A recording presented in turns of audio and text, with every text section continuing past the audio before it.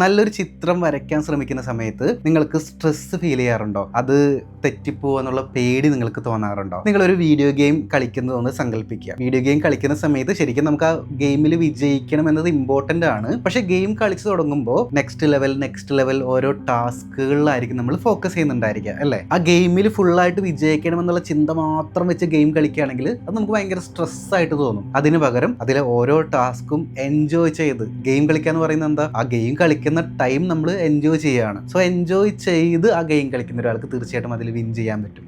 ആർട്ടിലോട്ട് വരുന്ന സമയത്ത് ഒരു 4 സ്റ്റെപ്പ് ഞാൻ നിങ്ങൾക്ക് പറഞ്ഞുതരാം. First step, set the mood. നിങ്ങൾക്ക് വരയ്ക്കാൻ പറ്റുന്ന ഒരു മൂഡ് നിങ്ങളുടെ റൂമിൽ ക്രിയേറ്റ് ചെയ്യുക. ചിലപ്പോൾ പാട്ട് വയ്ക്കുന്നതായിരിക്കാം, റൂം ക്ലീൻ ചെയ്യുന്നതായിരിക്കാം. നിങ്ങൾക്ക് വരയ്ക്കാൻ പറ്റുന്ന ഒരു അറ്റ്മോസ്ഫിയർ നിങ്ങളുടെ റൂമിൽ ക്രിയേറ്റ് ചെയ്യുക. Second point, focus on the process not result. Final റിസൾട്ടിലല്ലാതെ ആ വരയ്ക്കുന്ന പ്രോസസ്സിൽ കൂടുതൽ ഫോക്കസ് ചെയ്ത് അത് എൻജോയ് ചെയ്യാനായിട്ട് ശ്രമിക്കുക. Third point, take regular break. വലിയ ചിത്രമൊക്കെ ആണെങ്കിൽ ഇടയ്ക്ക് ചെറിയ പ്ലാൻഡ് ആയിട്ടുള്ള ബ്രേക്കുകൾ എടുത്ത് റിഫ്രഷ് ചെയ്ത് വീണ്ടും വര കണ്ടിന്യൂ ചെയ്യുന്നത് നല്ലതായിരിക്കും. Fourth point, practice playfulness. ചിത്രം വരയ്ക്കുന്ന സമയത്തെ നമ്മൾ ഒരുപാട് സീരിയസ് ആയിട്ട് വരയ്ക്കാതെ വരയ്ക്കുന്ന പ്രോസസ്സ് എൻജോയ് ചെയ്ത് ഒരു പ്ലേഫുൾനെസ്, ഒരു വീഡിയോ ഗെയിം കളിക്കുന്ന ഇഷ്ടത്തോടു കൂടി, ലാഘവത്തോടു കൂടി അതിനെ സമീപിക്കാനും അതിനെ സ്നേഹിക്കാനും നിങ്ങൾ ശ്രമിക്കുക. നെക്സ്റ്റ് ടൈം ചിത്രങ്ങൾ വരയ്ക്കുന്ന സമയത്ത് ഇതിൽ ആരൊക്കെ ഈ സ്റ്റെപ്സ് ഫോളോ ചെയ്യാനായിട്ട് റെഡിയാണ്?